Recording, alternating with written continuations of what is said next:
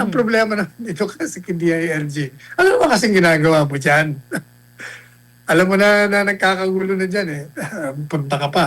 Wala na, hindi ka naman miyembro ng Senado.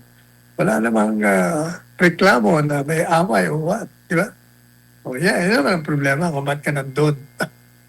Inabutan ka tuloy ng nagdadagundong na mga tao na pinigilan ng usaa na pumasok. Si Pangulong Ferdinand Marcos Jr. na magpatawag ng special session ng Kongreso kung hihilingin ito ng bagong liderato ng Senado upang maipasa ang mga mahalagang panukalang batas na naantala dahil sa sigalot sa pamunuan ng Senado. Ayon kay Palace Press Officer Claire Castro, nais ng Pangulo na magpatuloy ang trabaho ng Senado at hindi maapektuhan ang pagpasa ng prioridad na hakbang tulad ng Anti-Political Dynasty Bill at Supplemental Budget para sa mga programang tutulong sa mga sektor na apektado ng tensyon sa gitnang silangan. Sinabi rin ni Acting Senate President Sherwin Gatchalian na pinag-aaralan ng Senado ang posibilidad ng special session dahil 3 session days na ang nasayang bunsod ng alitan sa liderato.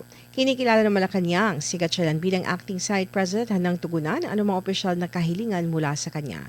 Samantala nawagan si Marcos sa mga senador na isantabi ang kanilang alitan at ipagpatuloy ang kanilang trabaho sa pagpasa ng mahalagang batas. And Attorney Sal, just for the information of the public, why is it the senators or the Senate need to ask permission from the Office of the President to have a special session? Kasi nga tapos na yung session days nila.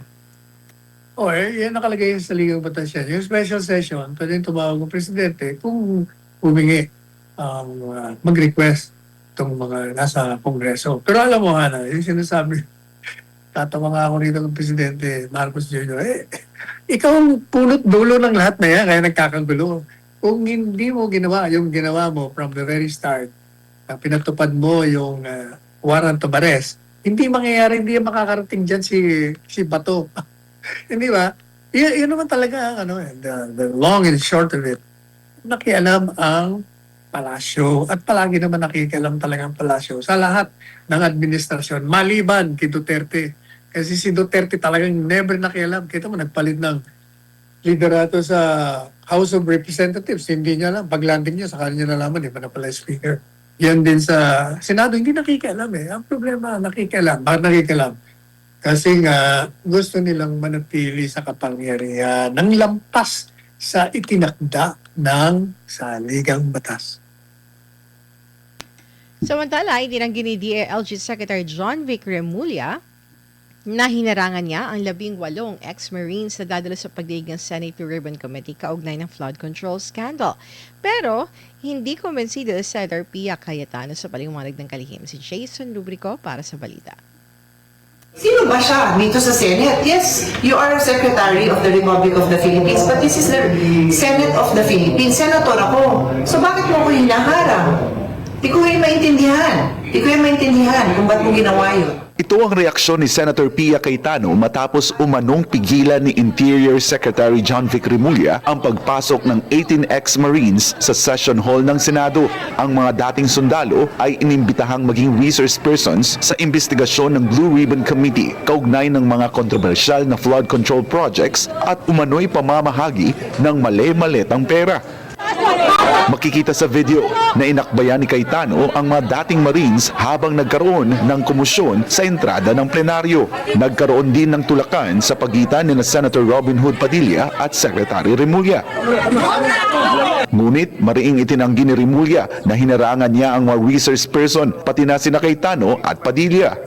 Nakalaka ako, di ba? Opo. Palabas na ako eh. Just checked up. Tapos bigyan na lang a whole gang went up on me. I didn't have any security with me, nothing. So, kasi I was trying to block. I could not have blocked them alone. Ayon kay Remulla, palabas na siya ng gusali nang mangyari ang insidente at wala siyang kasama o security personnel na maaaring tumulong sa pagharang sa sinuman. Iginit niyang wala siyang intensyong hadlangan ang grupo. Pero hindi ito pinaniwalaan ni Cayetano. Hindi yata. Kasi nakita ng staff ko na may iba siyang kasama. Tsaka may video nandun. Naglalakad ako dito. Pag hindi ka umalis, hinarang mo ako, di ba, kuya? Di ba? Tsaka tatayo ka din sa harap ko, di ba? Kung nakita mo ako, tapos gusto mo lang kawayan, di sabi mo, hi, Sin! Oh, hi! Pero kung tatayo ba? Nakaganon ka? Ano tawag mo doon? Ano tawag mo doon? Ano po masasabi niyo sa Sorry, kanya? I cannot appreciate somebody standing in front of me and I'm trying to move forward. Di naman ako nagmamalaki, pero I would think naman na, excuse me, pwede bang makidaan? Sa isang pahayag naman, iginiit ni Senator Padilla na wala umano siyang intensyong saklawan ang kapangyarihan ng sinuman at hindi niya magagawa ang ibinibintang na siya ang nagpasimula ng kaguluhan sa Senado. Iginiit ni Padilla na ang mga CCTV at mga video ng media ang magpapatunay na siya ang nagtatawag ng pagkalma mula pa lamang sa simula ng insidente.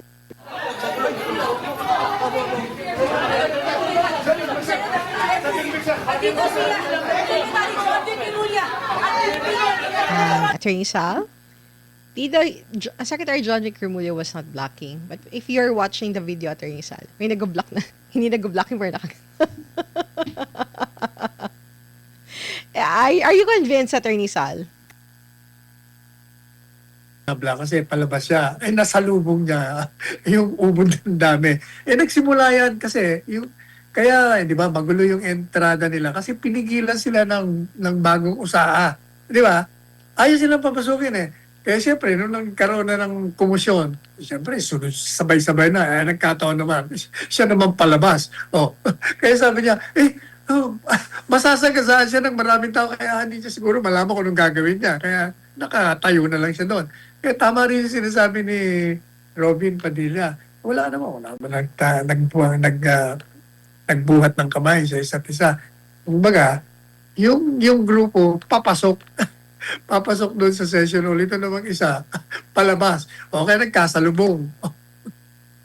Wala, misunderstanding lang yan. Ito naman kasi, ang problema naman dito kasi kay DILG. Ano naman kasing ginagawa mo dyan? Alam mo na nagkakagulo na dyan punta ka pa. Wala na, hindi ka naman miyembro ng Senado. Wala namang reklamo na may away o what, di ba? Yun naman ang problema kung ba't ka nandun. Inabutan ka tuloy ng nagdadagundong ng mga tao na pinigilan ng usaa na pumasok.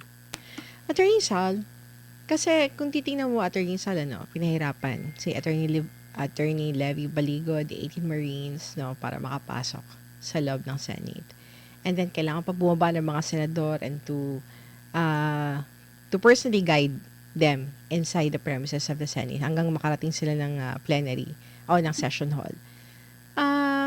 Bakit kailangan very, very what do you call, hindi ko makuha yung tamang word, Attorney Sal, parang dead set sila, determined. Yung mga senators kaya nag-change ng leadership ng committee, binago nila agad the day before yung committee head ng Blue Ribbon Committee, which is Senator Erwin Tulfo, and agad niya in-announce na hindi na matutuloy ang hearing. And then, itutuloy pa rin naman ni Senate President Alan Peter Cayetano. And then, nung nagkaroon na ng hearing, naglabas na itong listahan, ng napakahabang listahan, Attorney Sal, that these people, congressmen, makabayan people, na they're calling themselves Makabayan Black, pero tumatanggap doon ng maleta, and then, even Father Flavi, sino pa yung mga and members of the media are also being accused, Attorney Sal, na tumatanggap ng maleta or paper bags or basta pera, Attorney Sal, mula sa kaban ng bayan. Pati yung mga senators na nanghaharang dun sa hearing na yon, kabilang din pala sa tumatanggap ng pera. What's your take on this, Attorney Sal? Yan nga, tinayang, alam mo, ang taong bayan, sinasabi nila, kung totoo yan sinasabi nitong 18. Ngayon, alam na namin kung bakit itong mga dating nasa may hawak ng Senado, pinipigilan ng investigasyon. Kasi yung pala, maraming involved, pati sila involved. O kaya nga, yun ang problema Pumasok na nga yung politika, plus yung tinatawag na instinct of self-preservation.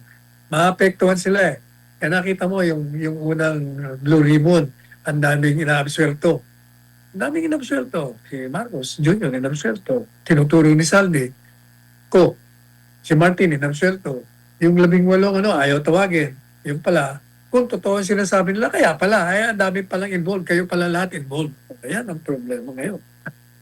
Kaya talagang dapat makialam sa mag-file na yung isa sa kanila o dalawa sila mag-file para yung Korte Suprema sabihin na, para tuloy-tuloy na yung investigasyon. Ang problema, alam mo, Hana, hindi mo natin malaman yung investigasyon na yan. Kung lalabas talaga yung katotohanan. Kasi eto na, naglamasa na yung 18. Sinasabi na. Tapos kanina may nag-interview sa akin eh. Ano raw bang ebidensya na wala naman daw papel, wala naman daw dokumento to support yung claim ng 18. Ano pang papel ang kailangan mo? 18 na nga sila nagsasabi. Lahat ng mga pahayag nila nagtatama-tama. Pangalawa, binabalidate lang nila yung sinabi ni Saldico siya. Si Saldico nag-umpisa niya ng mali-maleta, di ba? Siya nagsabi na nagdi-deliver siya ng mga pera. O binalidate ng mga tao niya rin. Mga tao niya rin. Binabalidate lang eh. So, dun lang, may ebidensya ka. Ano pang ebidensya ang kailangan mo? Sabi ni, Yusek Caso, ebidensya? Siya ang ebidensya, yung kasinungalingan niya.